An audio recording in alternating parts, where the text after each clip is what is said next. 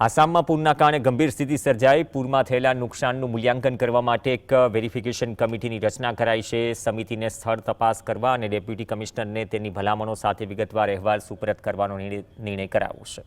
North east frontier રેલવેના જણાવ્યા અનુસાર આસામના ધેમાજી જિલ્લામાં 110 મિલીમીટરથી વધુ વરસાદના કારણે પૂર અને નદી કિનારાઓનું ધોવાણ થતાં રેલવે બ્રિજને અસર થઈ છે, જેના કારણે આર્ચી પાથર અને સિમેન્ટ ચાપરી સ્ટેશનો વચ્ચે ટ્રેન સેવાઓ સ્થગિત કરાઈ।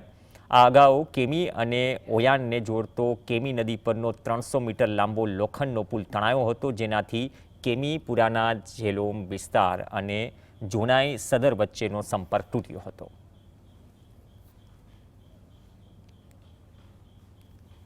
हमारा ये केमी रिवर जो होता है बहुत करंट के साथ आता है, दैट मीन्स पूरा स्पीड से आते हैं। इसलिए हम लोग पहले से हम लोग का डिमांड था कि यहाँ में अगर आप लोग ब्रिज बना रहा है तो डेफिनेटली आप लोग ये पक्का वाला ब्रिज बनाइए। वो हम लोग बहुत रिक्वेस्ट किया, पर पता नहीं उस लोग का क्या इंटेंशन था। यहाँ में एक लोहा का एक ब्रिज छोटा मोटा एक तो बना के रखा हुआ था, तो उसको आज का दिन में पानी लेके चला गया।